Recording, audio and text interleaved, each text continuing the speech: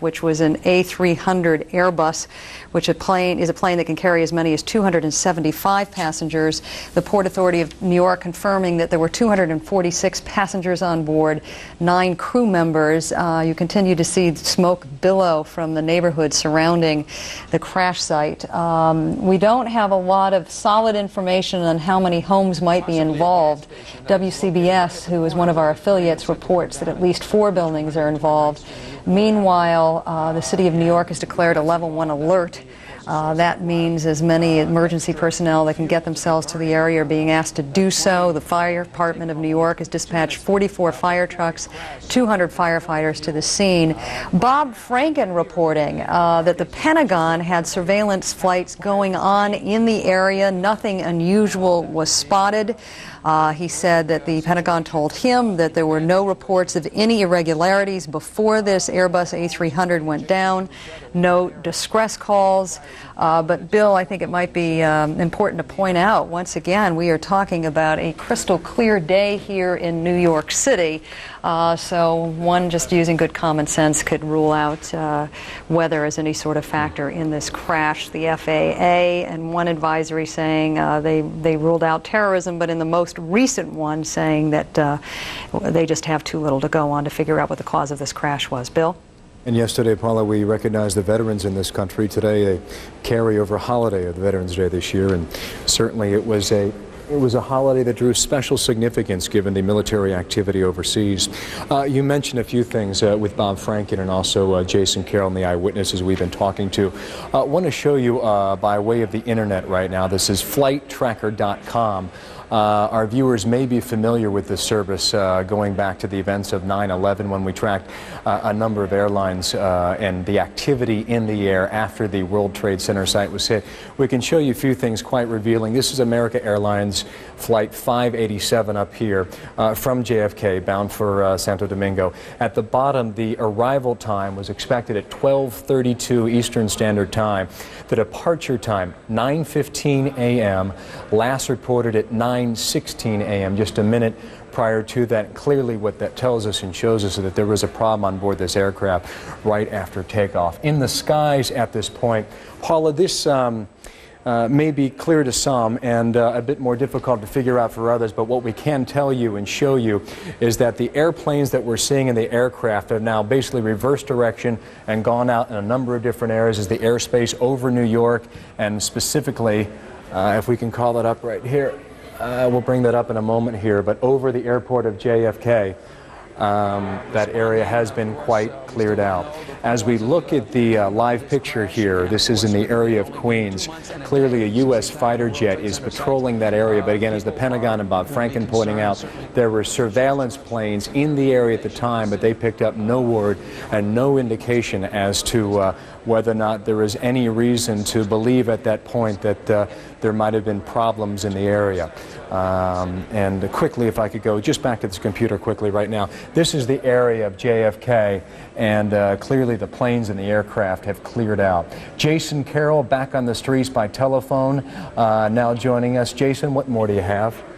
So I've moved locations here. I've walked over just about a block from where I was originally, and as we looked up, we noticed that there were several fighter jets in the area, patrolling the area. Perhaps that's what some of what you were talking about, perhaps doing it as some sort of a precautionary measure. One of the witnesses telling me now that we were unsure from our vantage point if the buildings that were on fire were apartment buildings. I am being told now that they are homes, several homes in the area. Also, Mayor Giuliani saying that according to his information at this point, and realize when something like this happens, sometimes these numbers tend to fluctuate, but he was saying that at least 12 buildings on the ground were affected. He did not indicate if the buildings were homes, if they were apartments, if they were businesses, but we can tell you at least in this neighborhood, the buildings that seem to be affected are residential homes. Jason, so, we're seeing a live picture with smoke billowing in the air. It appears to be mostly lighter smoke. There are some shades of darker, but how close are you to what we're seeing right now? I'm just about 2 blocks from where this accident has happened, just about 2 blocks. From our vantage point, the smoke is very acrid. It is a light grayish type of smoke. But it changes at some point. When we first got here, it appears as if the smoke was much darker. Now it appears much lighter. But once again, the information that I wanted to make sure that we got out is the fact that I am being told that the buildings that are being affected, at least here in this neighborhood of Rockaway, Queens, they are homes, several homes. And once again, the mayor is saying that, according to his information at this point, at least 12 buildings on the ground have been affected. Yeah. Jason, are people being moved out of that area, or are you able to penetrate quite easily? Yes. What they've done is fire department, police department have come in. They've cordoned off several blocks. They are trying to keep people out. They are trying to keep people out of the area. We are being pushed back, and I'm sure that we'll be pushed back even more as more fire and police crews arrive on the scene. But once again, as I'm standing here, I'm looking at some of the people who live in the neighborhood trying to get back. Obviously, some had left for work. Now some are trying to come home, trying to find their loved ones, trying to get information, Bill, as we all are, about what's happening just 2 blocks from where I'm standing. All right, Jason, stand by one moment. Paula has a question as well. Paula? Yeah, Jason, I know you described earlier that one eyewitness told you that he actually saw what appeared to be some sort of explosion coming from the right side of the aircraft. Has anybody else reported seeing that same thing to you? No one else. And once again, he wasn't sure if it was an explosion or some sort of a fire coming from the right side of the aircraft. That's according to this one eyewitness. I want to make sure that we make that clear, just because, when something like this happens, maybe it's the right side, maybe it's the left side, but according to him, it was the right side of the plane. It appeared to be either an explosion or a fire on the right side. I believe he said near the engine, and then he said all of a sudden that the plane just simply went down. Jason, as you speak, we have just heard an F-15 overhead, which I guess is the continuation of the surveillance flight that you reported just about a minute and a half ago. It explains the speeds over which they can fly here. Jason, if you'd stand by, I want to get David Solero on the telephone, a man who also witnessed this crash. David, can you hear me? Hello. Hi, David. Can you describe to us where you are and what you've seen so far? We were getting on the on-ramp on Cross Bay Bridge, and we looked up, we saw the plane fire coming from the left-hand side. It could have been an explosion, or it could have been that the engine was on fire. We're not exactly sure. Now, are you convinced it was the left side? Because another eyewitness just told Jason Carroll he believed he saw a fire or some kind of explosion coming from the right side of the aircraft. No, it was definitely the left side, because we were exactly getting onto the bridge on Cross Bay Bridge, which is maybe not even 5 miles from JFK Airport, and it flew right over us. And then what happened is it started to veer to the left, and then it veered back right, and we could actually see that the plane went on fire on the left-hand side. David, as we've been reporting all morning, the plane was taking off from JFK. How low was it at the point where you saw it? Very low. I was actually scared that it was going to veer, towards us and maybe hit us. So we stopped dead in our tracks, and I was actually in the car with my brother, and we were both shaking. We didn't know what to do. And we actually reversed tried to get off the bridge, get off the exit before, right, put it in reverse to get away. Before the plane came towards us, but it was very low. We seen something fly off the plane. It could have been an explosion. It could have been the engine on fire, but it was definitely on fire, and it was in flames when it was heading down. Yeah. So, David, did you actually obviously couldn't see the plane when it went down? When you saw something break off, or you said something flew off the airplane, Mayor Giuliani now is confirming that there are 2 crash sites because an engine apparently broke off. It hit the ground in one area, and then the rest of the plane hit the ground in another area. Is that possibly what you saw? An engine being severed? That could possibly be. The fire we saw could have been the motor that came off, because the wing was definitely on fire on the left side. Definitely. Did you hear an explosion, David, before you saw the plane going down? No, we didn't hear any explosion, but there was definitely fire, and there was definitely debris coming off the plane. And he was coming at a flat trajectory, straight down, flat. He wasn't pointed down or anything, just coming straight down like out of control. And to put this into context, how far away would you say you were from where the plane eventually went down? We were exactly maybe less than 5 miles from it. We were on Beach 102nd Street, and it probably hit 117, so about 20 blocks from where the plane actually went down. I know you just described to us how terrifying it was and how you wanted to get off that exit. Thank you for sharing a little bit of what you saw with us this morning. Good luck, David. Thank you. Thank you. Right now I'm going to check in with Peter Viles, one of our correspondents who is on location, I am told, not far from where the engine came down. Peter, describe to us where you are and what you see from your vantage point. Paula, we're on 128th Street, 128, which is several blocks from the larger fire. And what is believed to have happened here is one of the engines, or a portion of one of the engines, literally fell in the backyard of a house here. It fell into a boat that was parked in the driveway. About 24 firefighters on the scene. Now, they appear to have this under control, and we're told the family got out of the house. I want to put on, if I can, one of the volunteer fire department firefighters who is here fighting this fire. Hold 1 second, Paula, please. I'm going to put on the firefighter. Sure. Hold it on. Hello? Hello, sir. Thank you for being with us. Can you describe to us? I'll give you a couple of minutes. Okay. Just tell us what you're doing right now. Basically, as we responded over, we came across a house fire. Basically, a plane engine fell from the sky on fire, crashed into this house, ignited a 3-story Queen Anne-style house on fire. Also the garage, a vehicle in the garage, and a boat. At this time, we pretty much knocked the fire down. We still have a lot of aircraft fuel burning from the boat and the garage. Luckily, there was nobody inside the house. And we basically assisted the city units that were here, that were, stretched to their, abilities. All the fires all over the place.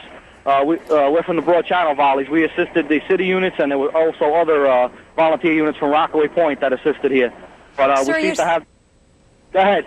Oh, sorry, you said that fuel is still burning. Do you believe that the fire is just contained in the area where you are, or they have... No, this is I'm probably at the smallest fire, if you want to call it the smallest fire. There are fires burning all over the Rockaway Peninsula.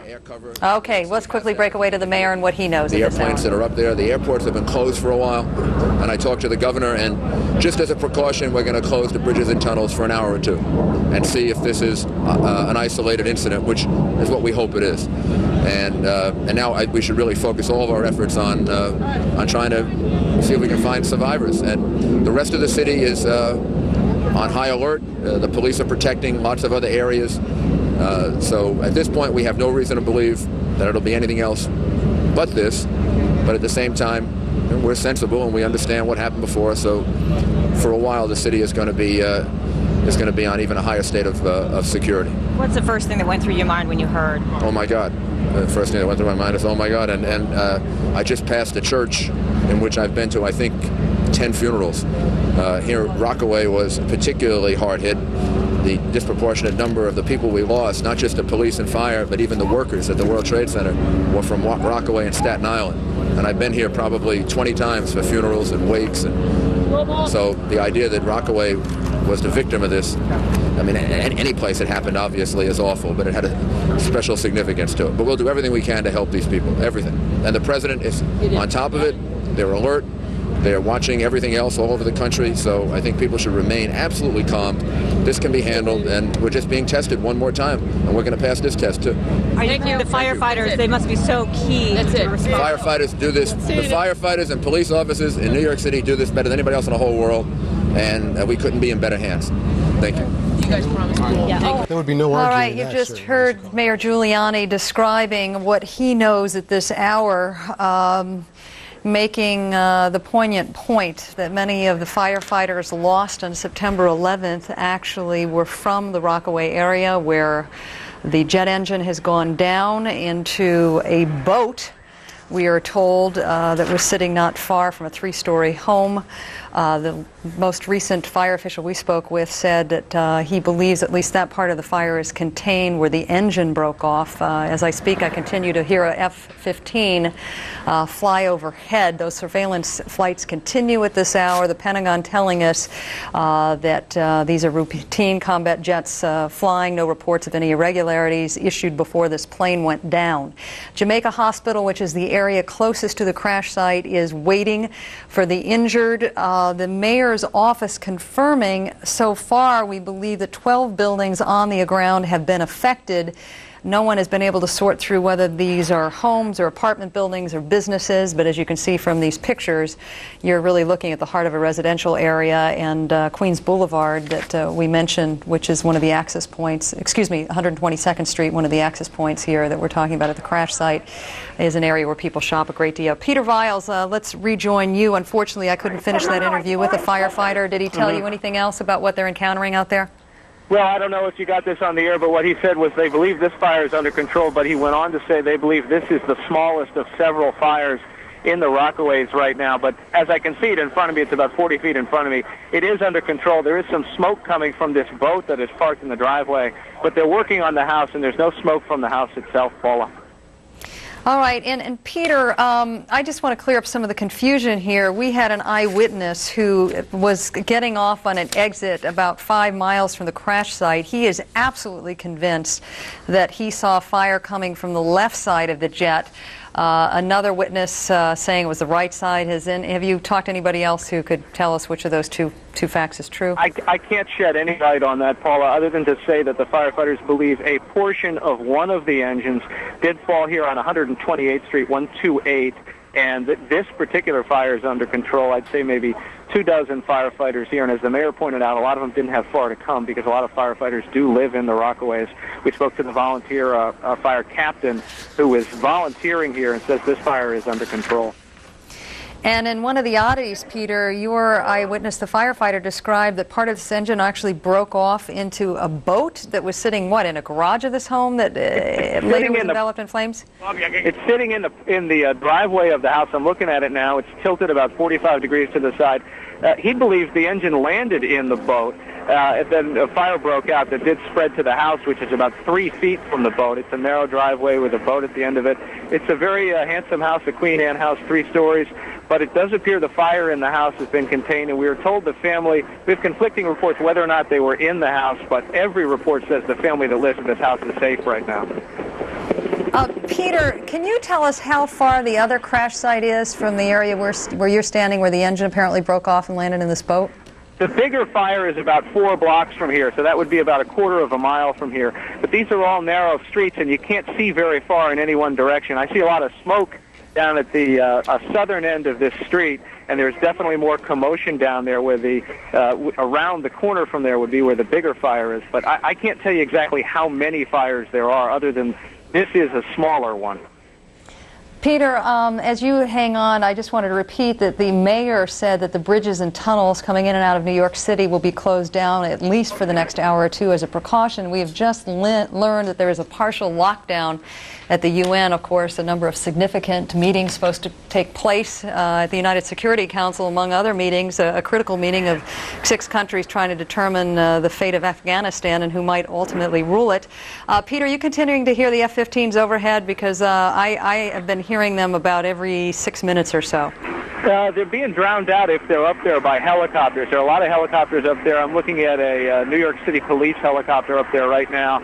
And as I drove down here along the Belt Parkway around the outside of Brooklyn, you can see Coast Guard cutters speeding to the scene. And you talked about the bridges being closed. They were in the process of closing the main bridge to the Rockaways when I got here, but there was a heavy stream of emergency vehicles coming across that bridge. They asked for these folks to come from all over New York City, and they were coming at a real heavy clip when I got here. So I imagine if the bridges are closed, they will leave them open to the emergency drivers. All right, Peter, we're going to leave you for a moment to catch up with Cindy Kennard and Tom Rodberg, who join us on the telephone. They were actually getting ready to get on a plane. Cindy and Tom, can you hear me? We can, Paula. Go ahead. Yeah, what did you see? Well, as you'd imagine, just let me bring you up to date. This has unnerved just about everyone in this airport terminal this morning. Hundreds of passengers are on cell phones calling family members. One person has a radio, and concerned passengers are gathering around to listen. Right now, much of the smoke that we initially saw, the black film of smoke, has dissipated, consistent with what Peter's saying. But fighter jets, as you said, continue to patrol above. Tom Rodberg was also with me getting ready to board a flight to Los Angeles, and he actually saw, so I'm going to hand the phone to him to speak to you. Okay, Tom? Good morning. Good morning. Tell us what you saw. If you were on your way to L.A. and your flight obviously was canceled, what did you see? We were sitting in the boarding area when I looked up and saw the plane in pretty much a vertical descent, going in nose first, maybe a slight degree of angle, but pretty much just going straight in. And on impact, of course, the huge ball of flame, and immediately followed with a lot of black smoke. And it's now dissipated, but that's pretty much what we saw. Now, my wife indicated to me, I jumped up, and as the plane was going in, my wife said she saw a white puff of smoke up in the sky. And then I also remembered seeing what appeared to me to be some fragments of aircraft falling down behind it, floating, almost looked like it was floating down.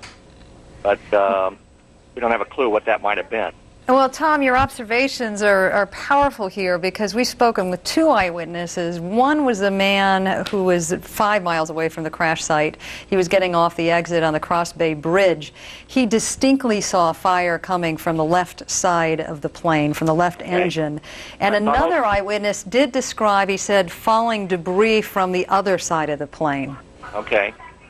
I saw no smoke on the following the aircraft down. It looked smokeless to me going in, but very disturbing thing to watch. I know you and Cindy are experienced travelers. What was the immediate reaction to those of you in the boarding room that saw this? You know, most people, I don't know how many people, I don't think, other than my wife, when I jumped up and saw it, very few people noticed it until the smoke started coming up. And then, you know, people were going, what, you know, and what's this? But I knew immediately what had happened. Well, we appreciate your telling us what you saw. Tom, if you'd be kind enough to hand the phone back to Cindy, I'll pause here until she picks up the phone because I have a couple more questions for her. Will do. Thank you. Paula, one other thing that was interesting this morning here, different from flying in a couple of days ago, was security seemed to be tighter, checking passengers' bags, but also asking passengers to take off coats and not wear coats through the security system and instead let them go through the scanner. There was tight security here this morning. Yes, Cindy, I just wanted to stop you for a second. We have just learned that President Bush has postponed a meeting that he was supposed to have with American reporters, that is, to monitor the situation. That is at the time when the United Nations is in a partial lockdown. If I'm not mistaken, I think we heard yet another F-15 fly overhead. Cindy, I want to pick up our conversation, but just remind folks that these F-15s are part of the what we are told by the Pentagon is routine surveillance. Bob Franken telling us earlier that the Pentagon is saying that there were no reports of any irregularities on this plane, no distress calls before this Airbus A300 went down, a plane that was taking off from JFK. It was headed to Santo Domingo in the Dominican Republic. Cindy, once again, this city has endured so much, and people were in such a state of shock of what happened September 11th. Are there people there that said, oh, even though we don't know what caused this, oh no, not again? Absolutely. That was exactly the sentiment. There was at first, people started to look at this black plume of smoke out the window and preferred to think that it was a fire until somebody mentioned the word plane going down. And the look of shock and even a sadness to some degree in their faces started to spread through the terminal. People then immediately got on cell phones, Paula, like clockwork, calling family members saying, I'm okay, tell Mom I'm okay. And you heard that going right through the terminal, just about everybody who had a cell phone. People went to computer terminals and started writing emails to people to let them know they were okay. There was very quick reaction on that front.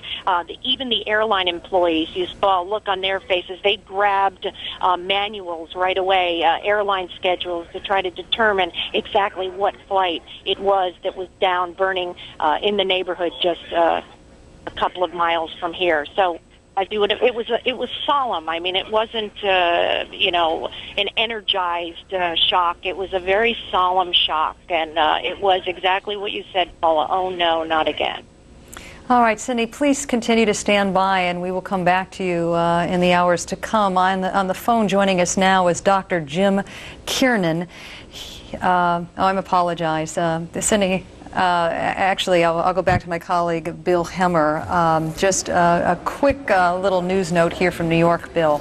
There were some key meetings that were supposed to take place today at the United Nations Security Council. You had 6 countries, Iran, Pakistan, China, Turkmenistan, Uzbekistan, and Tajikistan, meeting to talk about what a potential government might look like in Afghanistan if the Taliban falls. We are now told the United Nations is in a partial lockdown. The mayor confirming that all the area airports are closed, JFK, LaGuardia, Newark International in New Jersey, and the tunnels and bridges. But the mayor, Bill, just made it clear that the bridges and tunnels were closed as a precaution. The FAA saying that in one report that they were ruling out terrorism, and the latest advisory saying they can't rule anything out. The details are just too sketchy at this point. Bill?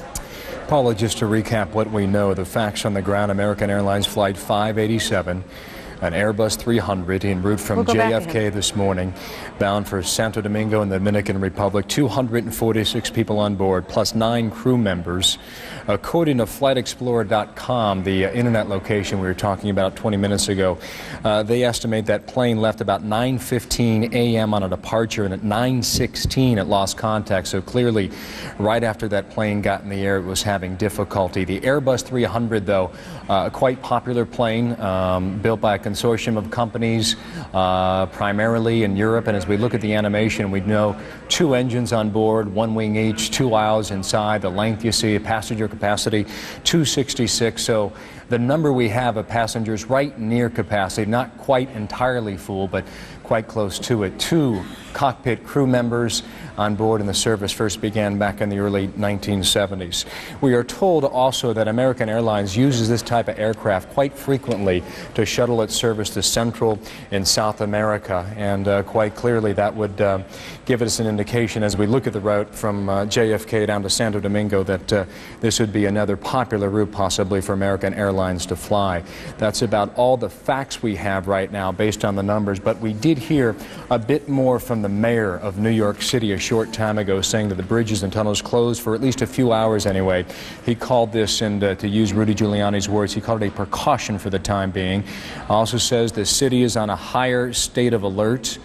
He also said, giving his city its due, that no city is better prepared given its fire force and its police force as well. Jason Carroll indicating about 12 buildings, a dozen total on the ground affected. He says that most of these buildings are homes. We do know there are businesses in the area, but according to Jason and the eyes on the ground we have right now, that most of the buildings affected are homes in the area of Rockaway. That's in Queens. And as the reports continue to come in now through WABC, again, it is a tough scene again for New Yorkers and a number of people who are watching this scene unfold right now.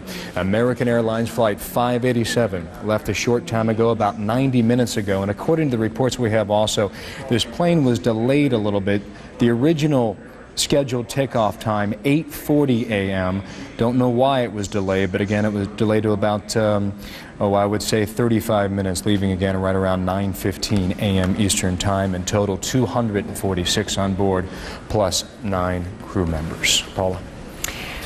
Bill, as you were speaking, we have just gotten a number from American Airlines for families to call about their loved ones from Flight 587. That number, and I'll say this a couple of times if you need to jot this down, 1-800-245-0999, 1-800-245-0999. The Port Authority confirming that this plane that could carry 275 passengers in some configurations is actually carry 245 passengers, 9 crew members. Bill, just confirming that that plane was originally supposed to take off from JFK International about 8:40. We're not sure why the plane was delayed, but it didn't end up taking off till about 9:17. The most curious part of this story so far is the fact that the mayor has confirmed that there are two separate crash sites about 4 blocks apart. One area where the plane engine went down. Oddly enough, parts of the fragments of that engine actually landing in a boat that was parked in front of a home.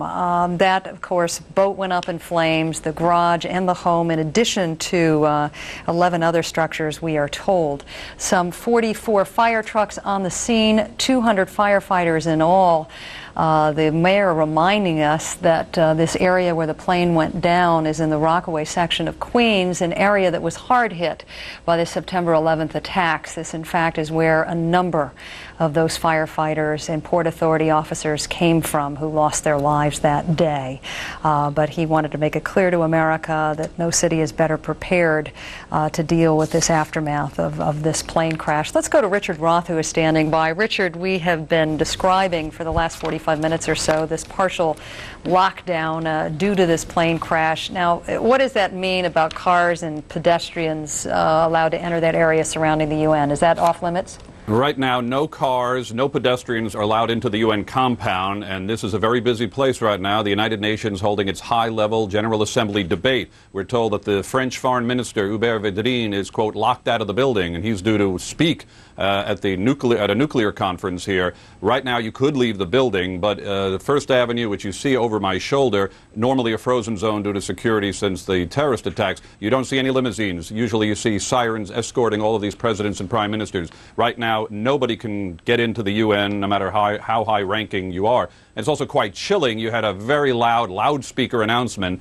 throughout the building announcing that the U.S. government has decided to close the airspace over New York, but as a precautionary measure, they're locking people out of the building, but that they are not evacuating. But in this house of peace, where the debate is raging here about trying to improve the world, it's kind of scary when you hear this, and a huge crowd of diplomats, UN staff gathered around television sets watching the developments out in Queens with the plane crash. Of course, the United Nations was threatened over a week ago in a videotaped message from Osama bin Laden accusing the UN of being criminals in the bombing campaign over Afghanistan. You can hear U.S. jet planes, warplanes overhead because there's nothing else in the sky, and you can hear that even though you're inside the UN compound. There's a very important Afghanistan meeting going on right now. U.S. Secretary of State Colin Powell is in the basement of the building meeting with the Iranian government and 5 other nations as they tried to debate, 6 other nations tried to debate the future of a post-Taliban government there. A lot of activity here inside, but nobody else is coming in to join it. Paula. Richard, I know no one's supposed to jump at any conclusions, and we know the UN, of course, has had evacuation drills since the September 11th attacks. Were you able to gauge any kind of reaction to folks saying, oh, not again, who maybe leapt to a conclusion that we can't really make right now? Well, you see fear or initial fear on people's faces as they're watching the news of the plane crash in Queens.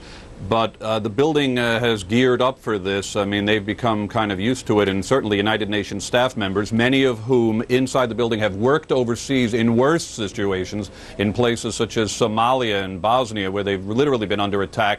It just comes with part of the job. But they haven't been used to having a threat come so close here to home. Some people were upset with the evacuation drills. They felt that people weren't able to get out in time. There had been a rumor that perhaps they might evacuate, but right now a UN spokesman says they're taking a middle ground approach here. No reason to believe it was related to terrorism. It's all a precautionary measure. That according to a UN spokesman.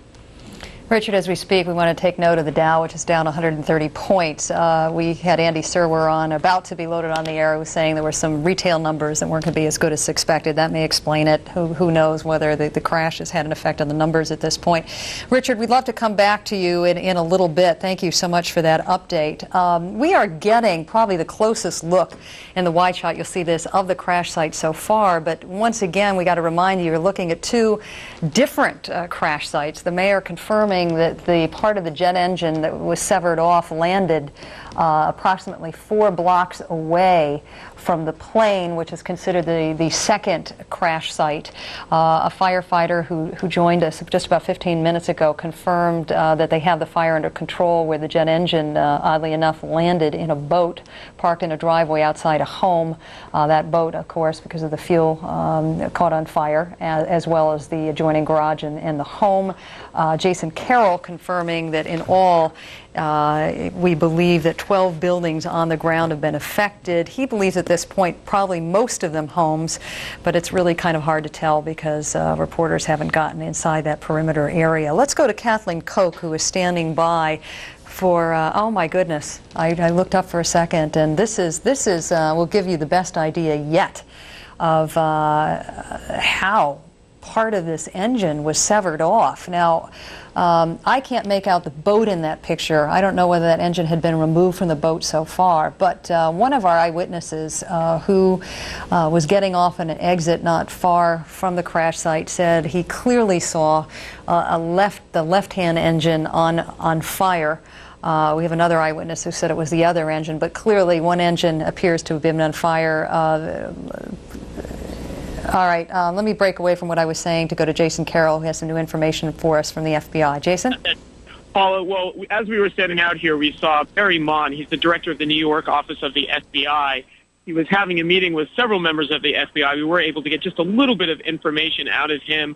He said that in terms of what's happening with the investigation, he says we're looking to see if there was some sort of explosion. When pressed and when we asked him about any other details surrounding the crash, he said, look, at this point, it's just happened. We're looking into everything at this point. And at this point, what he's going to do is head over to JFK Airport to finish up with the investigation over there. Also, we can tell you, we've been talking about these various crash sites. As we were out here, we ran across another eyewitness who showed us some videotape of part of the fuselage, what appeared to be part of the fuselage, which had fallen near a gas station here in the area as well. Just to tell you where I'm standing now, I've moved one block over. I'm standing where all of the emergency vehicles and ambulances are lined up. At one point, a doctor ran by us. We had an opportunity just for a quick moment to ask him if he had heard anything about casualties or fatalities. He says, all I can tell you is I'm seeing just a lot of smoke. I gotta go. So that's what we were able to get out of him. Now, I know that there seems to, as we're talking to witnesses, there seems to be some discrepancy if there was fire or explosion on the right side of the plane or the left side of the plane, but the common denominator is, from everyone that we're talking to, is that there was some sort of fire or explosion before that plane went down. Yeah, Jason, that is abundantly clear because I just tabulated. We've talked to at least 4 eyewitnesses this morning who have said just that, and the most convincing observations seem to come from that man, Tom Rodberg, who joined us from JFK, who was getting ready to get on a flight to L.A., and he said he clearly saw stuff falling off the side of the plane. So it's clearly the FBI cannot discount these reports, even though, as you said, there have been some discrepancies whether the explosion was seen on the left side or the right side, right? Absolutely, Paula, and the FBI has confirmed that they are looking into the possibility that there was some sort of explosion or fire before the plane went down. So we have been able to confirm that with the FBI. And again, it's evident from what we're seeing out here. Again, we've seen part of the engine fall in one part, apparently part of the fuselage falling in another part. So it's evident that the plane was falling apart before the crash. Jason, we have had people on standby at Jamaica Hospital where I'm told the injured would go if they were transferred there. Have you seen any signs of ambulances transporting anybody out of the area? Well, I have to tell you, Paula, I'm standing right in a spot where I can count 1, 2, 3, 4, 5, 6, 7, 8, at least 8 ambulances are lined up here on Rockaway Beach Boulevard. Have not seen any people who were affected by this being brought in. I haven't seen anything so far. But Jason, sorry to cut you off. I want to continue our conversation, but I want to put up on the screen again a 1-800 number that American Airlines is providing for family members who might have had loved ones on that plane, Flight 587 on its way from JFK International to the Dominican Republic. That is 1-800-245-0999. We will leave that up on the screen if you need to jot that down. Jason, the Port Authority confirming that some 245 passengers were on the plane in addition to 9 crew members. And Jason, you heard the harrowing story of a woman who jumped off her second-floor balcony who literally saw this plane essentially come into the backyard behind her. What other kinds of stories have you heard from homeowners who either weren't too far from the jet engine where it was severed off or the larger crash site? Well, by far, Rosemary's story, and that's the one that you're talking about, was by far the most dramatic. She was very upset, but she was able to describe what she saw from the second floor as the plane was coming down. She just told me that she felt very, very lucky. I mean, she was obviously very upset, tears coming down her eyes as she was talking, covering her face from the acrid smell of the smoke. Very dramatic, and especially in lieu of what's happened. I mean, I'm sure you understand more than anyone, being here in New York, how everyone is already tense. So when something like this happens, it just sort of it adds to the level of tension that was already there. But what I can tell you is, from being out here, the firefighters are being very diligent in their work, being very professional. They are just trying to find out if there are any survivors from the plane crash, and trying to find out at this point if anyone was hurt on the ground. All right, Jason, please stand by. I want to check in with Miles O'Brien, who joins us from Atlanta. But before I do that, Miles, I just wanted to repeat something that Bill Schuman of the Federal Aviation Administration is saying, that there is no immediate indication of what caused this crash, which came 2 months and 1 day after the two hijacked airliners brought down the World Trade Center. Miles, tell us what you know at this juncture. Well, Paula, if you recall back to September 11th, an unprecedented action was taken by about this time during the day on September 11th by the Federal Aviation Administration. What they did was they grounded every single aircraft over U.S. airspace, over the continental U.S., and it happened within about 90 minutes after it became apparent what was going on September 11th. I just want to point out that this is a live radar return of the entire continental United States right now. There are currently 4,371 planes flying over the U.S. That is a standard morning. And so what that should tell you is the FAA, the federal government, has not made any sort of determination that this might be something that is part of a coordinated, synchronized attack. Let's just zoom in real quickly on New York for a moment and just give you a sense of what's going on there. Obviously, the airports there are closed. Not a lot of traffic to report in and around the New York area, but that's a standard kind of thing in the wake of an accident of this nature nevertheless. So that's one little shred of evidence that would lead us to believe that perhaps this is some sort of isolated thing, certainly nothing akin to September 11th. Let's take a look at this stunning video, quite frankly, of that sheared engine separate from the crash site, the majority of the aircraft. Obviously, this is a very, very significant clue if you're a crash investigator. There's a lot of scenarios we could run through, and joining me on the phone to help me sort of walk through the possibilities, if you will, is an airline captain, John Wiley, who's on the line with us. John, thanks for being with us. Good morning. All right, John, I know you can't see because you're driving to us in your car right now, but what I'll tell you we are seeing is one of the engines of the Airbus A300/600, which American has about 35 of these aircraft. That's correct. It had fallen off apparently some distance from the actual impact of the main fuselage of the aircraft. Let's run through the scenarios. What would be number one on your list if you were an NTSB member responding to this? Well, obviously, you're going to have to look at there has to be, I would think, more than just the loss of the engine or failure of the engine. As an instructor, one of the things that we practice routinely on checks and in checking pilots out is the ability to fly the airplane with the loss of thrust, and we have even had it demonstrated with the complete loss of the engine. In fact, sometimes we've had people, there have been incidents where somebody has mentioned we've lost the engine, and one person thinking they were talking about loss of thrust when, as in this case, the engine has actually separated from the aircraft. It really should not appreciably affect the flying characteristics of the aircraft such that a crash should evolve from the loss of the engine. In fact, the engines are designed in certain cases to separate from the aircraft. All right, so as we go through that scenario, now a lot of people who have a long memory about aviation accidents might remember a very stunning crash over Chicago, late 70s, involving an American DC-10. The engine actually fell off of that. It turned out afterwards that it wasn't attached properly to the wing. Would that be in the realm of possibility and speculation here? Wouldn't more so, rather than that question as to whether or not there was proper attachment, would be why the crash evolved. In the DC-10 accident, there were some hydraulics involved in it, which some of the, how shall we say, the leading edge part of the configuration of the wing changed due to loss of hydraulics. And because of procedures that were taught at that time, which have been revised, we always learn from accidents, but because the procedures have been revised, up until that point, the pilots would have slowed the airplane up, and when they did in the case of the DC-10, eventually that wing that the airplane, the engine had separated from, that wing stalled and the airplane eventually crashed.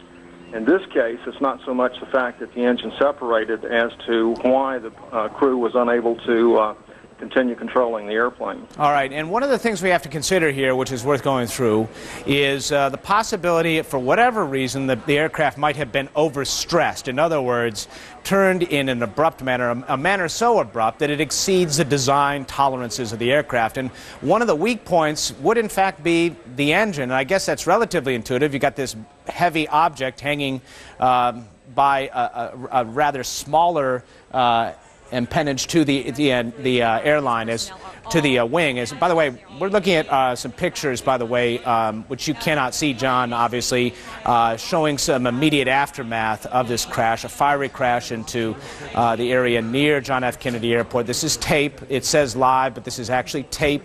We should point out to folks from previously, shortly after this accident occurred, obviously, many houses on fire. Now, John, is it accurate to say that in a situation where you're overstressing an aircraft, an engine is one of the first things that might fall off?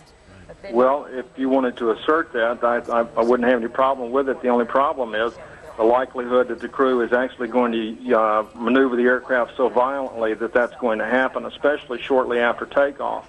I'm not exactly sure that you have enough energy on the airplane to be able to create that much force.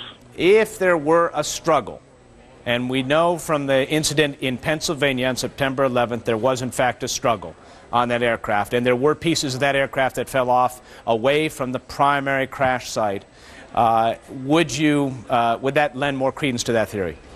Well, again, it's a matter of energy state. An airplane that's in cruise obviously has a great deal of mass, a great deal of inertia, and so you can really jerk around on the airplane and be able to create a significant force on the airplane. At low airspeed, if you really start, as we refer to it, honking on the airplane, if you really start jerking the airplane around, you're going to run out of energy before you're able to create enough force to probably tear the airplane up.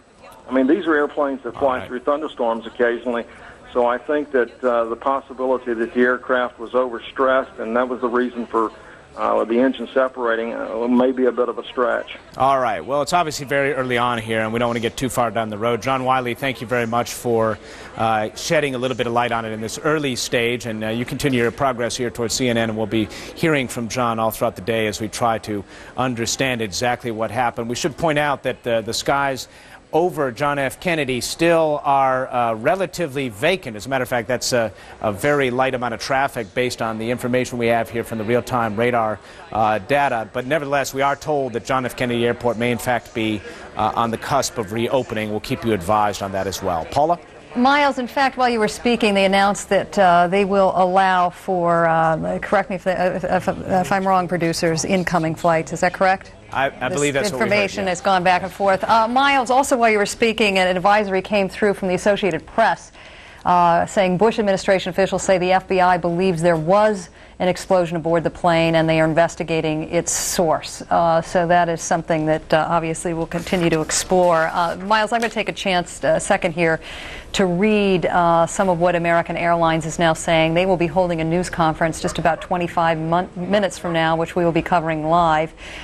Permit me to read this statement. It says, Flight 587, an American Airlines Airbus 300 aircraft on its way from New York Kennedy to Santo Domingo crashed today near Kennedy Airport. The preliminary passenger list indicates the aircraft carried 246 passengers and a crew of 9. American Airlines will not speculate as to the possible cause of the accident. At this point, no additional details may be confirmed. Peter Viles, are you with me on the telephone? He was in the area where the engine severed off and fell into that boat that was parked outside that home. Peter, can you hear me? Yes, I am. We're in the backyard of the adjacent house. They're still fighting this fire, and the engine proved to be pretty stubborn, and every once in a while a big lick of flame will pop up. There's a lot of smoke here, and they're trying to take the boat apart, but our understanding is that the engine or some portion of the engine is still in this recreational boat that was parked in this driveway in this suburban neighborhood. I'm going to put on, if I can, the next-door neighbor who basically has a fire in his backyard now that has melted a portion of his house, and he's watching these firefighters try to put it out. This is going to be Ron Hollander, Paula. How you doing? Hi, Ron. Boy, I can't even begin to understand what you've seen this morning. The best you can to describe to us what happened around 9:17 and from that point on. Just heard a very, very loud bump, noise, bang, and they woke me up, and we all got out. Me and my son, we looked outside, and there was this engine in the backyard of the house 20 feet away from me. And it was on, and there was fire. And that was it. Just got out of the house. Nobody got hurt. Did you lose your home? No. The house next door is pretty well. It's standing, but it's probably pretty total. Another woman who must have been 2 houses down from you described to us the fireball that impacted her home. Did you feel the heat? Yeah, we felt the heat, but from the fire. But we only reacted after we heard the noise and it landed. We didn't see anything come down. Describe to us what the scene was like once people realized that this was a part Everybody just ran out in the street with their kids and all that. Today's a holiday, Veterans Day. A lot of people are off. And was there any sense of panic? No, just confusion. And have you, Ron, I don't know where you're standing right now, but Jason Carroll was reporting there were a number of ambulances on standby, but he had yet to see any of them leave the scene. Have you seen any ambulance? Nobody got hurt here. No one got hurt. No. I just saw in one of these live shots some women who appear to be carrying a bunch of medical supplies. Describe to us the amount of emergency personnel you see around. Listen, ma'am. I can't go through all these questions with you right now, all right? I can't do it.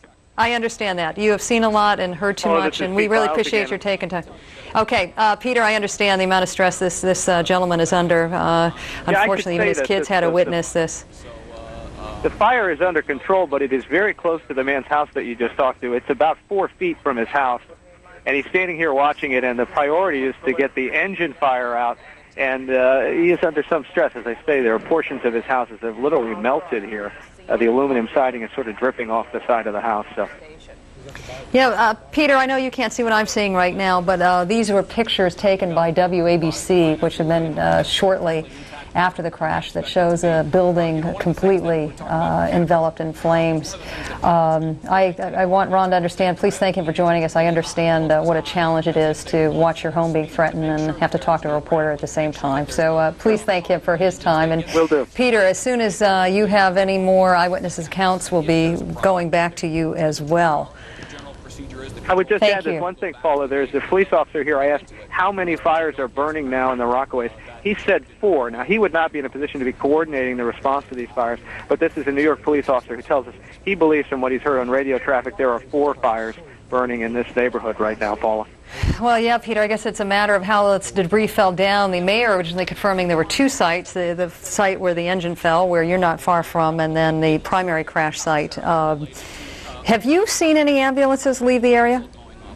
I have not, no, and this is not, we're about 4 blocks from the larger fire, and right now what's interesting, when you heard Miles talking about the engine, how important this will all be, we believe that the engine or some portion of it is here in this backyard, and still no federal officials on the site. Right now this is a local effort here. You have firefighters, volunteer firefighters, a lot of whom live in the neighborhood, and police officers here, but as of yet no federal officials who will eventually take this investigation over and try to figure out exactly what happened with this engine. And Peter, as you were doing a report, the Associated Press was reporting once again that the FBI believes there was an explosion aboard the plane, and they are now investigating its source. Peter, thanks so much. For the latest on the investigation, let's turn to Kathleen Koch to bring us up to date on what she's learned from D.C. Good morning, Kathleen. Good morning, Paula. Here in Washington, we're speaking obviously with both the National Transportation Safety Board and also with the Federal Aviation Administration. And Ted Lepakowitz, who is a spokesman for the National Transportation Safety Board, says that at this point they are investigating this incident, handling it as an accident. They're assembling a team of investigators here in Washington, and they should be leaving in a couple of hours. Mr. Lepakowitz saying at this point that the NTSB will be the lead investigators on this incident. The Federal Aviation Administration obviously is also looking into what exactly has happened here leading up to this. They're telling us that Flight 587 departed from New York's JFK Airport from runway 31 left, heading to the northwest, making a roughly 310-degree turn.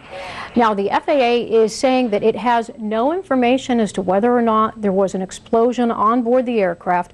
Also, they say they do not know if the pilot made any calls to the control tower, to air traffic controllers, that were other than routine. At this point, what Bill Schuman, a spokesman for the FAA, is saying is that they are considering perhaps expanding the closures, the ground stop, which now expand out from JFK at a radius of about 25 miles. The reason they're looking at it, he said, of course, is in light of what happened on September 11th, that they're considering all the possibilities. Now, I heard you report just a few minutes ago that they may open some of the airports in the New York area to incoming flights. And Paula, the reason for that might be that 11 a.m. is roughly the rush hour at New York's JFK Airport for incoming international flights. So you've got all these flights lined up over the Atlantic Ocean with essentially nowhere to go at this point. So that could be what's behind that, Paula.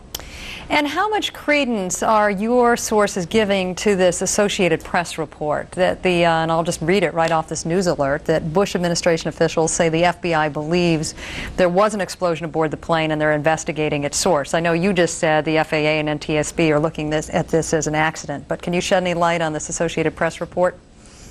Paul, at this point, no one is telling us anything about a potential explosion. I have heard people earlier today discussing the issue of bags that perhaps went into the belly of that plane, and could potentially a bomb have been on board that plane. That obviously is one of many, many possibilities. Here we're not speculating on what it might have been. Now, the FAA tells us that Kennedy Airport is one of a number of airports in the U.S., roughly 40, 45, which have these explosive detection systems in place that can be used to screen the luggage which goes into the belly of a plane. However, on an international flight like this one to Santo Domingo, the only requirement is that there is bag matching.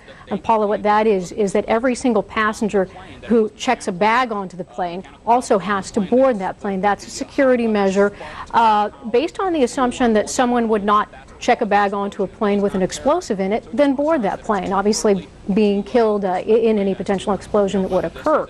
The aviation industry has opposed making bag matching be in place for all domestic flights. At this point, it's only required on international flights, and U.S. airlines have alleged that it really, especially in these days and times, doesn't give you a high degree of protection from suicide terrorists. Paula? Kathleen, while having the phone, I wanted to make notice of something Jason Carroll reported. He actually spoke with an FBI field officer out there at the site who was trying to make sense of the eyewitness reports he has heard, and you've probably heard some of the people I've interviewed this morning. We got 5 eyewitnesses to describe what they saw as an explosion coming, most of them believed from the right wing. We had one eyewitness that was absolutely convinced it was the left wing, but they certainly, I guess at this juncture, although they didn't answer his question directly, aren't dismissing those reports. No, they are not dismissing those reports, and I think we have a number of aviation experts on standby, actually some of them here in the studio with me, who can probably shed more light on that than I can at this point.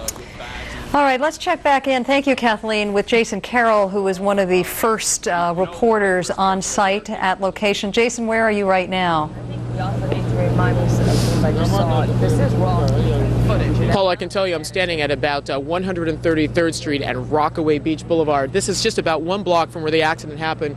It's tough to tell from where I am right here, but if you look beyond these homes that you see here, right behind those homes, that is where the major portion of the plane went down, and that is where the rescue efforts are focused at this point. There are hundreds, literally hundreds of firefighters, paramedics, police officers who are out here, residents who live in the neighborhood at this point who are trying to get some information, trying to figure out exactly what would happen. I'm going to bring in an eyewitness right now. This is Ethan Moses. Ethan, why don't you tell me what you saw? I was pushing my client coming down at Beach 139th Street. I saw the plane like it just taking off from Kennedy. It was in a climbing position. I saw fire under the left side of the engine, and then suddenly I saw debris start falling from the plane. And then you just like the left side engine on the wing, like it separated from the plane, and the plane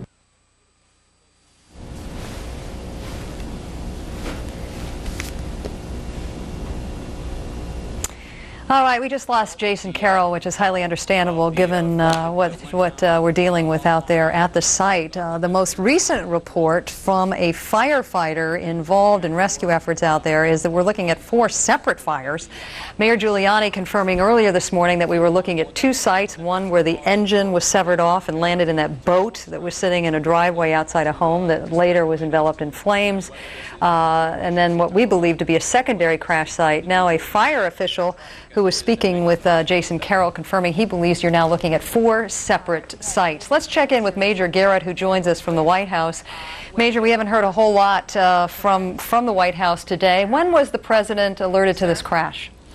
Paula, we do not have an exact time for when the president was notified. We do, of course, know that he was notified. He's been meeting with his advisors this morning here at the White House to try to find out exactly what has happened in this plane crash. Senior administration officials do tell CNN that the FBI is trying to find out the source of that explosion on the American Airlines flight. That's about as much as we know for a fact about what's going on here at the White House. This was a holiday. This is a holiday, of course. Not too many White House officials are actually here at work. Some are coming in. The White House is in very much of an information gathering mode, as is the Department of Transportation. A senior official there tells CNN that no determination has been made whatsoever on whether or not this was an act of terrorism or an accident, a mechanical failure. They're still trying to work those details out. Since 9/11, the Department of Transportation has set up an emergency response team that gathers information and sort of goes to the source, mobilizes everyone within the Department of Transportation to find out as much information as it possibly can and get it quickly here to the White House and all of the relevant agencies. That work is going on as we speak.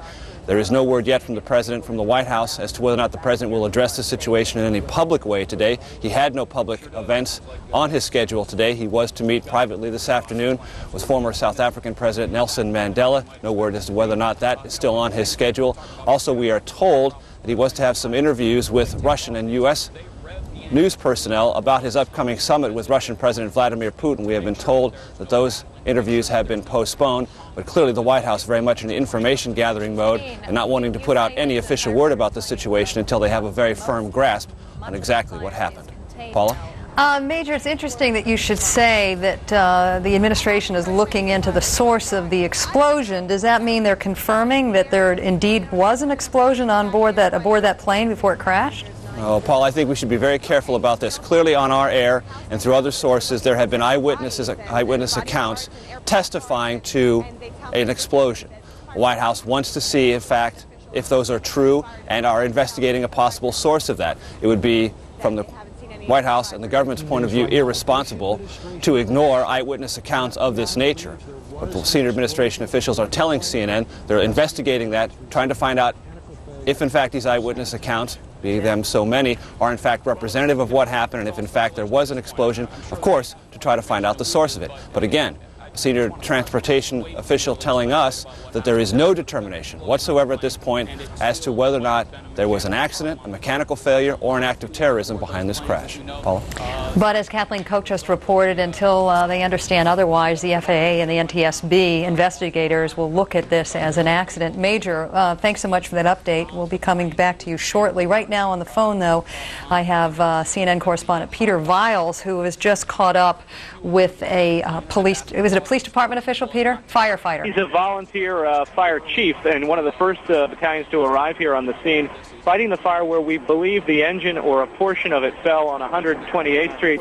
We had a conversation with him earlier, Paula, you did, that was cut off. I want to bring him back now. This is Chief Truden just to update us on this fire where we believe the engine is still burning. How are you?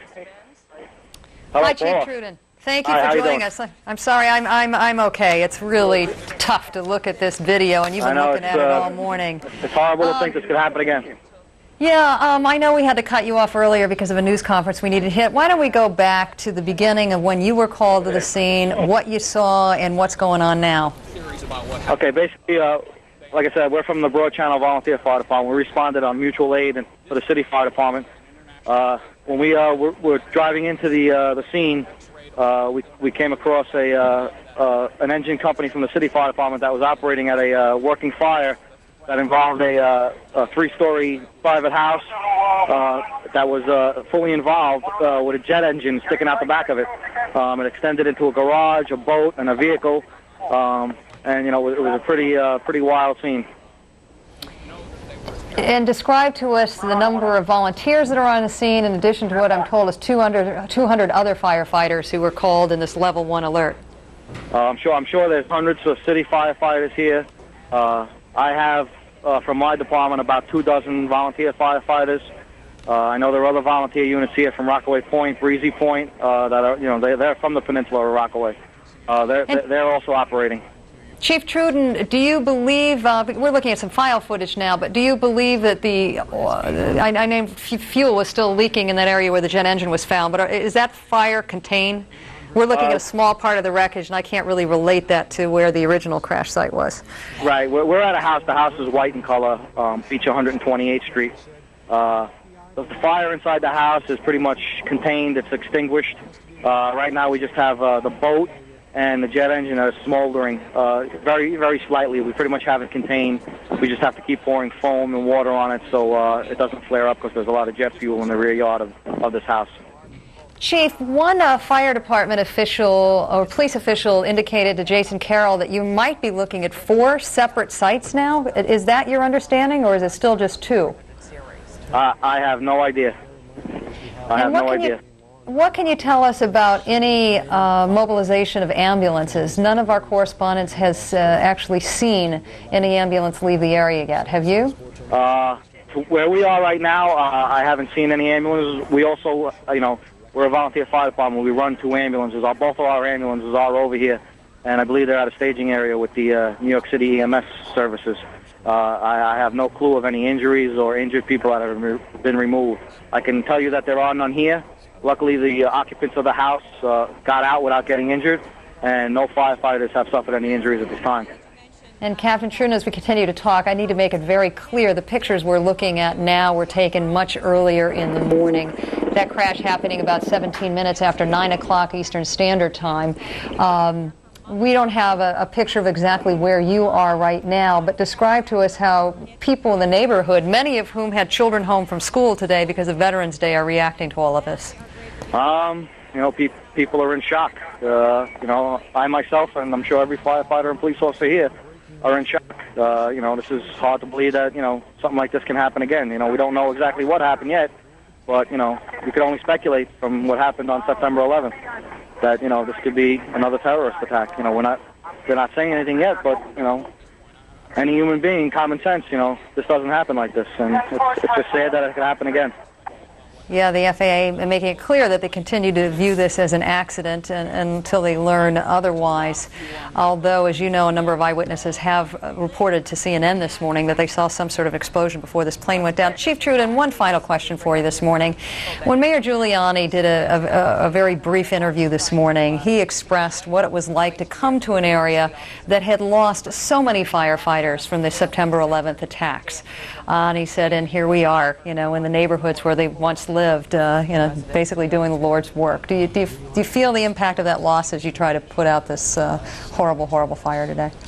Absolutely. Like, I said, I come from the Broad Channel community, and, we're part of the Rockaway community. And, the Rockaway community was hit hard between firefighters and civilians that were lost at the World Trade Center. And for this to happen, in this neighborhood, it's tragic. I can't even put it into words. And, we have obviously we have a long fight a fight ahead of us to keep our freedom, and I'm sure our country will prevail. But it's just sad, and people here are shocked, and we'll pull through it. The fire department and the police department and all the communities in this great country will pull through this, and we'll keep going, and we'll do what it has to take to to keep our freedom. Chief Truden, thank you so much for your time this morning. No Continued problem. Good luck. Thank you, Paula. For those of you just joining us, I wanted to bring you quickly up to date on what we know at this hour, that American Airlines Flight 587, an Airbus A300, was taking off from JFK International at about 9:17 this morning. That plane, we were told, was originally scheduled to take off at 8:40. We're not sure what the delay was about. The plane crashed at 9:17, but there was a slight delay in the takeoff. We're trying to figure out what might have delayed the plane.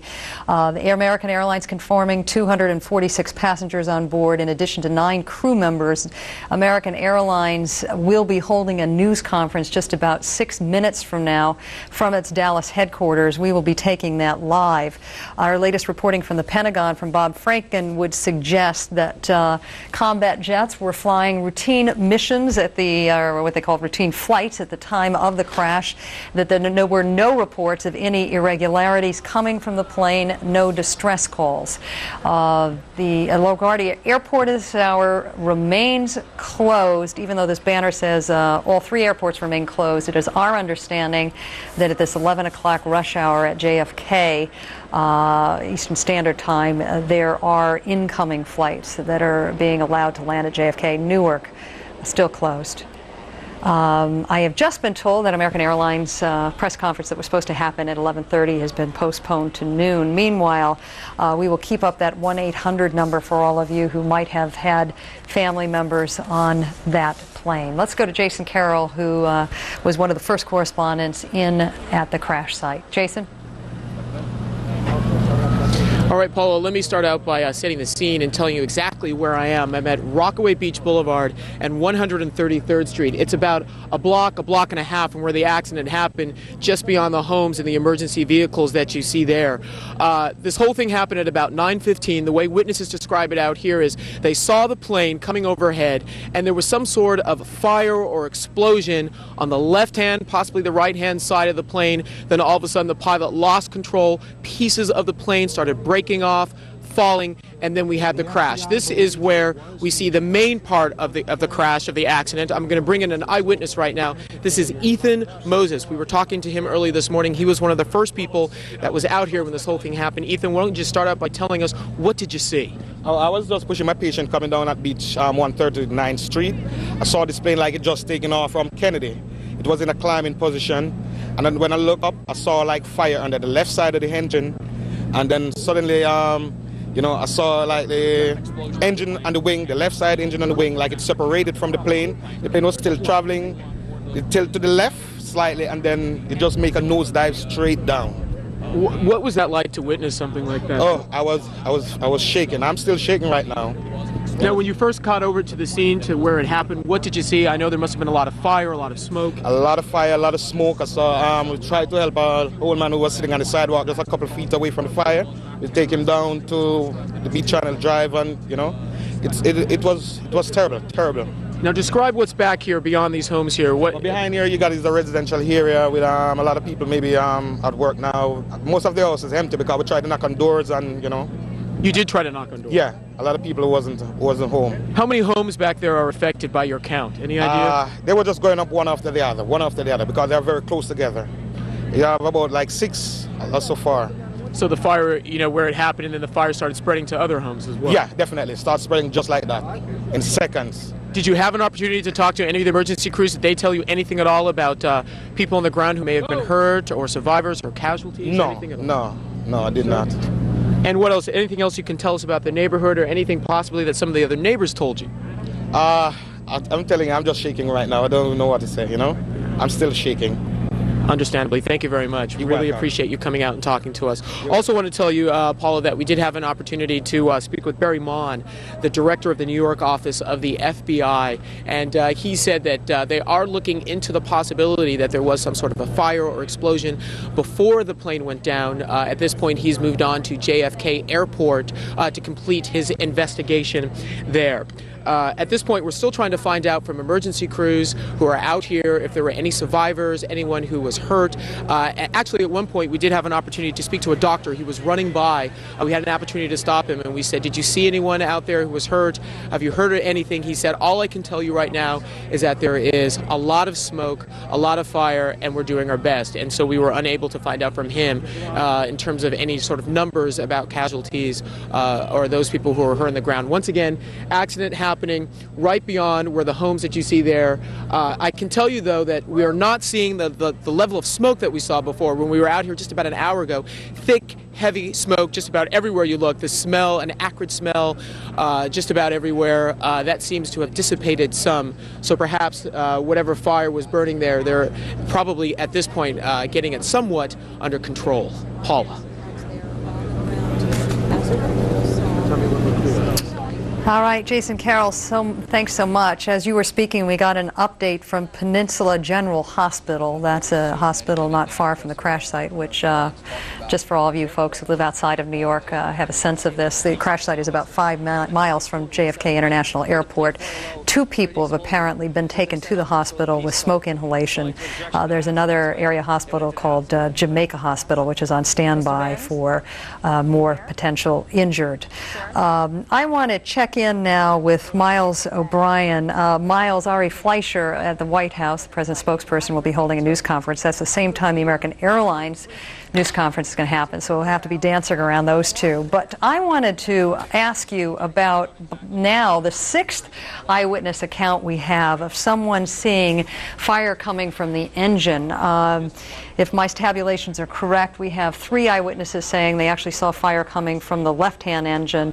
2 were uncertain, 1 was convinced it was the right engine. Clearly, there are enough eyewitnesses reporting an explosion that the FBI has got to look into this. Yes, Paula, you know, oftentimes in the wake of these accidents, you hear a lot of rather erroneous reports from people who are on the ground for quite obvious reasons. They're watching something cataclysmic unfold right before their very eyes. But when you start piling up a series of these interviews and they all sound alike, clearly that is something that the investigators will be looking at. The question you have to ask is, why was that engine on fire? Why did it come apart? Obviously, it came apart from the aircraft prior to the crash.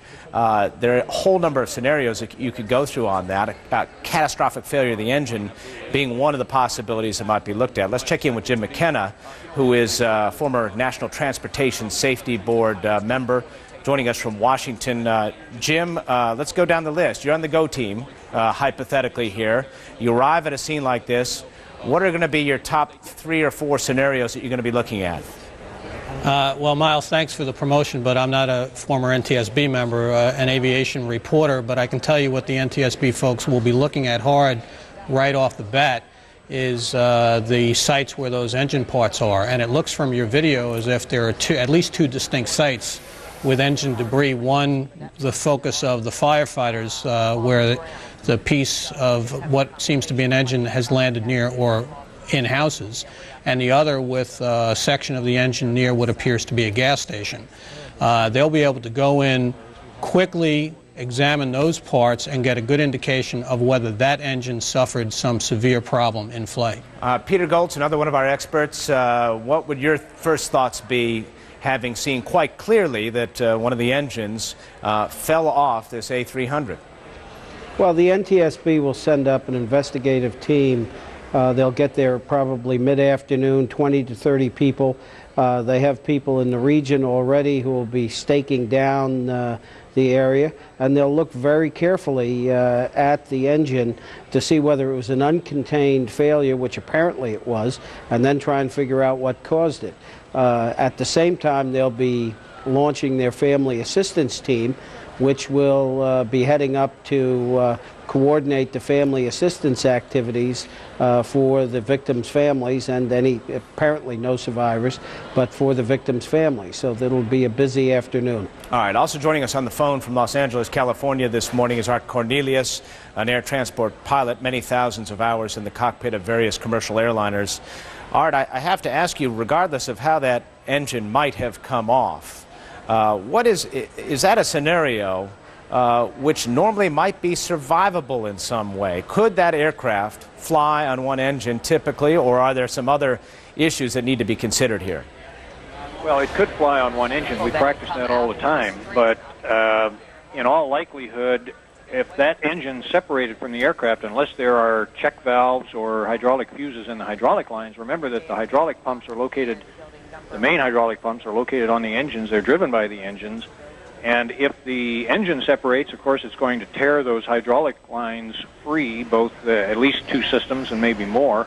And you could very easily and conceivably suffer a total hydraulic failure at that point. Now, the A300, like all of its large, wide-bodied aircraft brothers and sisters, are totally powered by hydraulic flight control systems. They're controlled by hydraulic flight control systems. If you lose the hydraulic system, you're not going to be able to control that aircraft anymore other than by differential power. And, of course, with one engine gone, you're not going to even have that.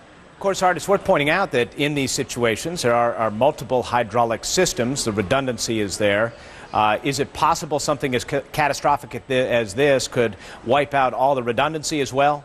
Well, yes, it is possible. It may not have been the case, but it's certainly possible. If you lose one engine, it's going to certainly create massive damage to the hydraulic lines and to the hydraulic flight control system pressures.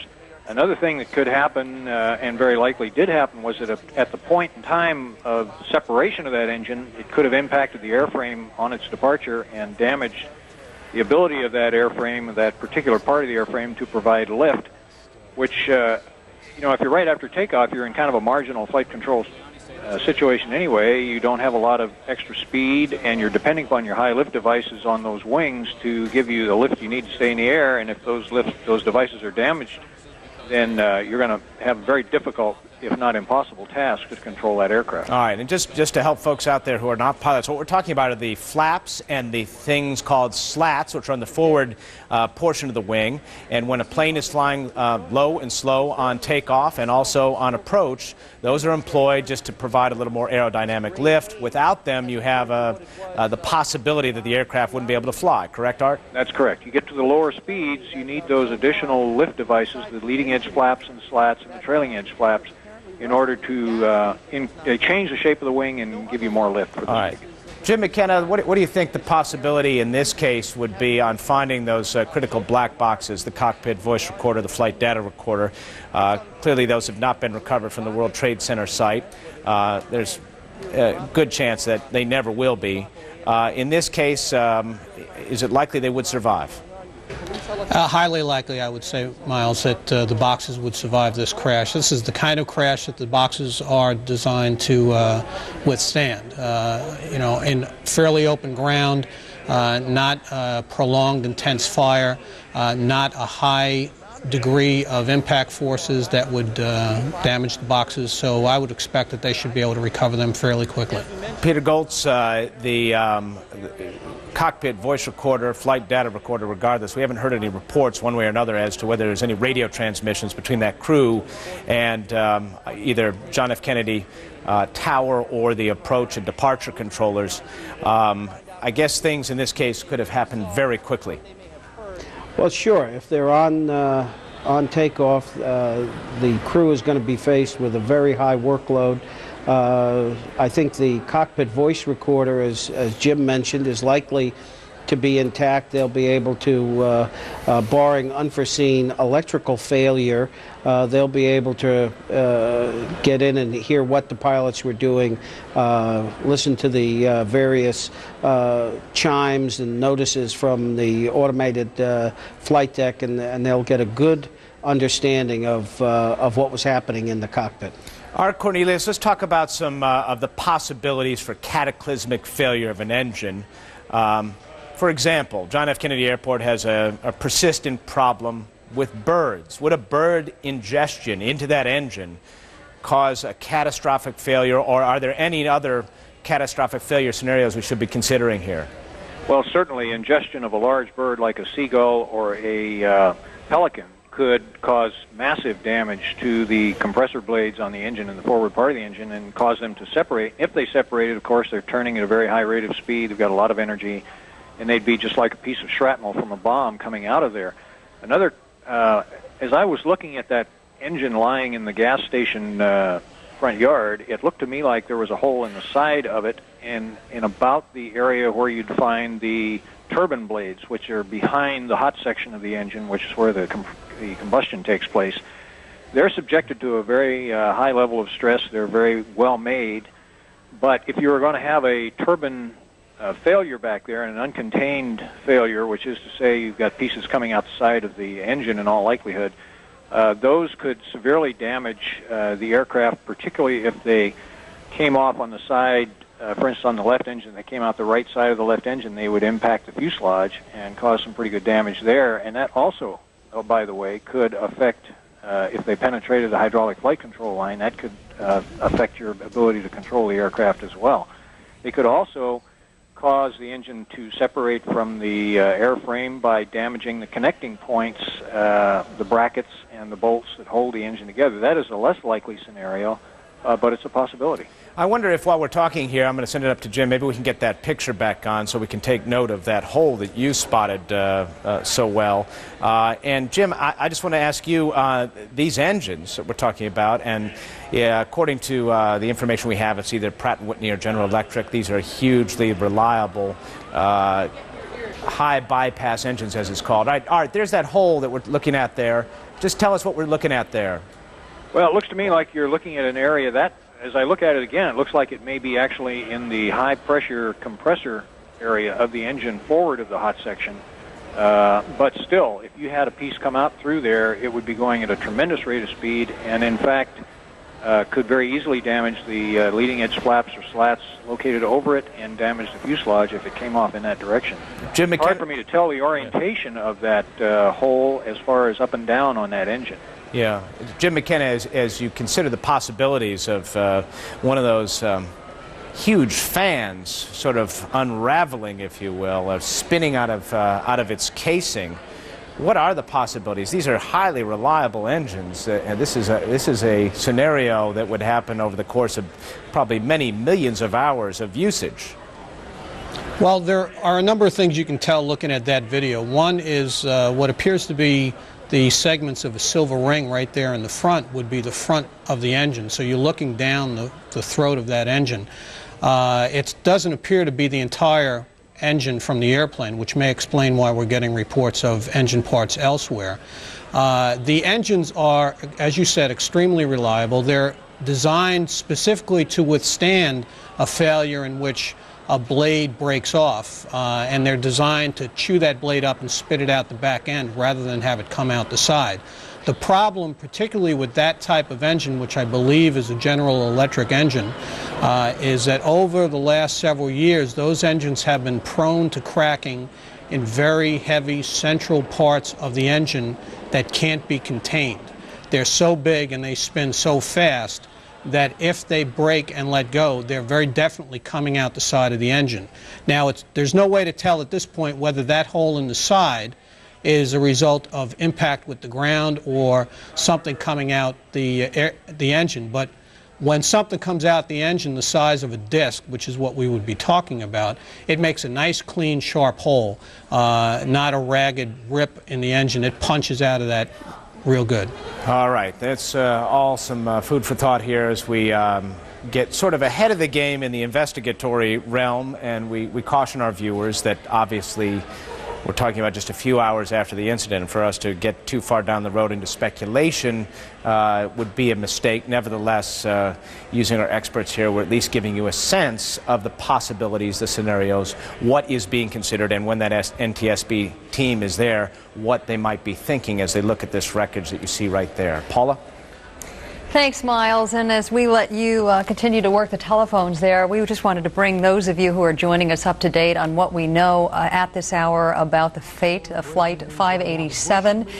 It was scheduled to take off at 8:40 this morning from JFK International. That takeoff was slightly delayed. The plane crashing at 9:17 Eastern Time. It was on its way to Santo Domingo in the Dominican Republic. The plane crashing just about 5 miles from JFK Airport. We have, by this point, talked with 7 eyewitnesses, most of whom have described seeing an engine on fire. The most credible of those reports coming from the people who were closest to the crash site. Those people believe they saw fire coming from the left-hand engine. You're looking at a picture now of part of the engine, which we're now finding at outside at Texaco Station. There are a number of crash sites involved, and we can't get a clear reading of this from city officials at this hour. Mayor Giuliani earlier this morning saying there were 2 crash sites, one where this engine fell. This is actually a separate shot from the engine, which literally fell into a boat that was parked outside a home in Queens, New York. That, of course, adjoining garage caught on fire in the house. 12 buildings in all, we were told, involved in the ensuing fire. American Airlines confirming there were 246 passengers on board this ill-fated flight. 9 crew